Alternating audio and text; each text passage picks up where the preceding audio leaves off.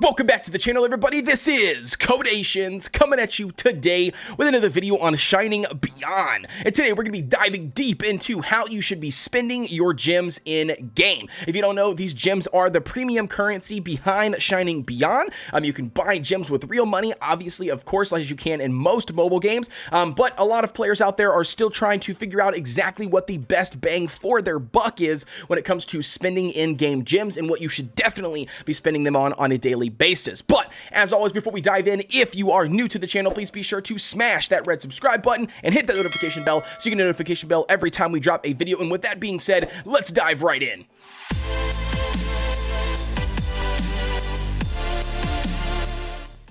Diving right in, ladies and gentlemen, we're going to be taking a look at how you should be spending your gems in Shining Beyond. That is right. So besides all of the different players that I have already conversed with that are currently in the global server, I have also conversed with some of those late veteran game players from the beta servers, and this is going to be basically ideally what you should be blowing and spending your in-game currency, the gems, on a daily basis. So the first thing we're going to dive into and show you guys is going to be the actual dungeon section. So if you don't already know, the adventure mode does cover a wide variety of resources that you can collect at each individual stage, but the dungeon is actually locked by a different amount of resource, or like it takes a different resources, which is going to be these keys. So you can see these purchase resource here. Gear dungeon keys.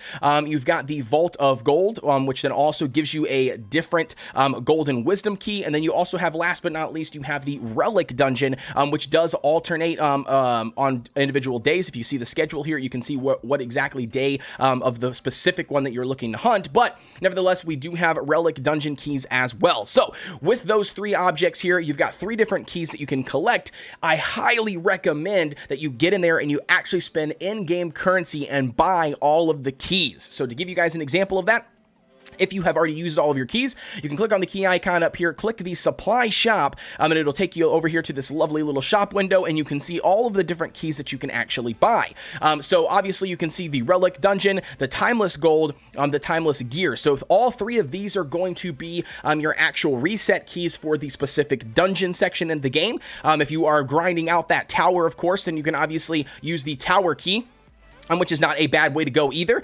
So you could definitely utilize some of those as refreshes. You could do available of 5 per day, and you can buy this individual keys for 3 times per day. So again, it's a very good way that you can utilize that, just because if you don't already know, the dungeon section in the game, like I said, is very, very hard to actually farm on a regular basis if you're not spending those in-game gems to refresh those keys, okay? Because normally you would only get 3 attempts at each individual dungeon per day. So again, it's going to be very vital, especially for those early game free-to-play players, to invest some of their gems on a daily basis every other day. I don't really exactly know how you play Shining Beyond, because some people could just be grinding out the auto run, collecting their resources and getting off. But nevertheless, if you are looking to mid-max your gems and make sure that you are utilizing them to the most efficiency, you should be refreshing your keys. That's 100%. I can't stress that enough. That's probably why it's number 1 on my list. So the next things up we're going to be taking a look at, and that is going to be none other than refreshing your stamina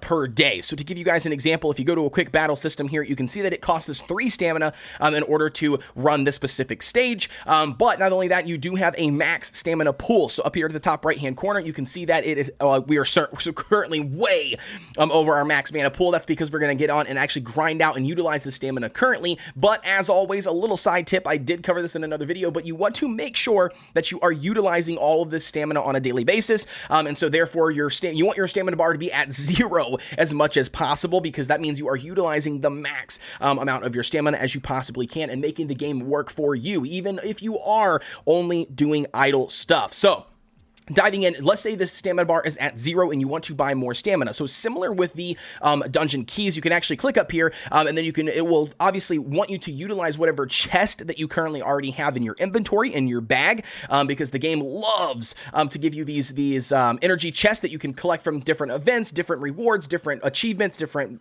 quests, or, anything in every way. The game loves to give you free energy, which is great. It's an awesome system.